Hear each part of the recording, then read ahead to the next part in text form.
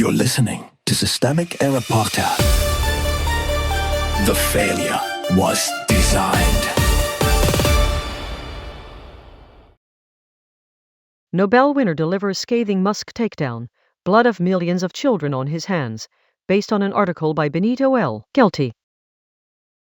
Billionaire rule by Spreadsheet and Scalpel. Krugman's target is Elon Musk, but the larger subject is how unaccountable power masquerades as administration. In the source piece, Krugman blames Musk for brutal cuts to USAID, says those cuts helped cause mass suffering and deaths, and calls out the silence around a man who briefly sat close enough to state machinery to break things at scale.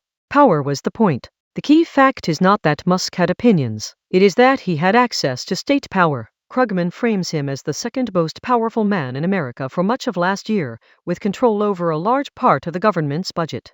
That is the real story. A private billionaire operating inside public authority, using institutional reach without the discipline that normally comes with holding office.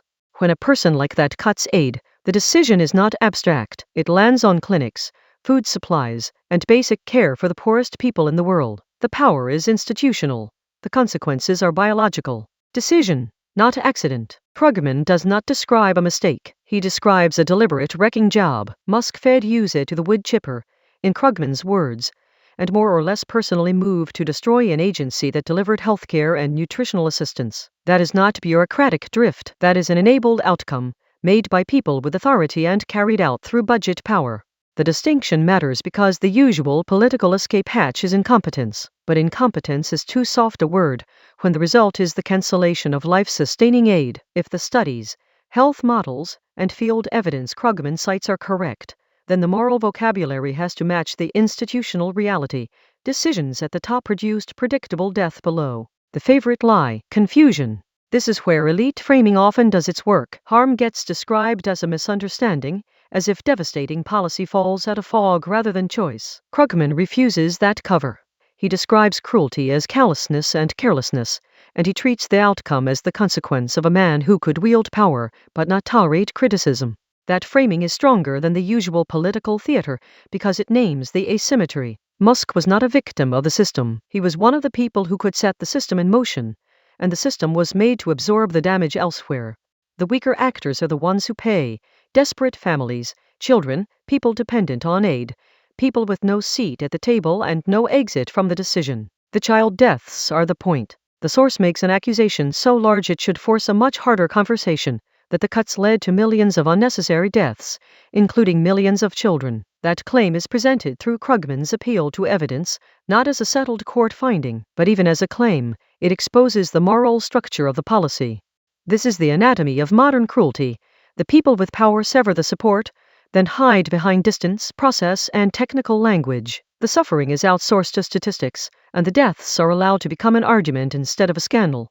When aid is cut from the poorest people in the world, the damage is not incidental. It is the operating principle made visible. The broader pattern.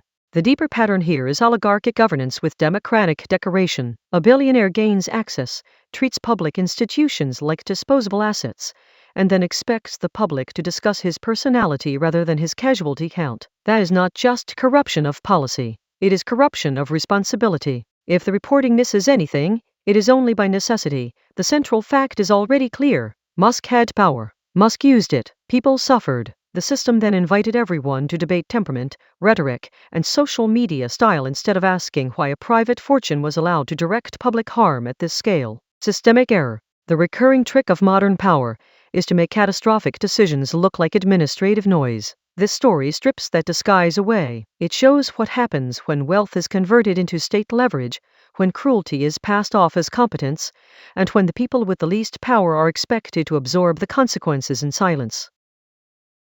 You've been listening to Systemic Error. Thanks to Raw Story for today's article.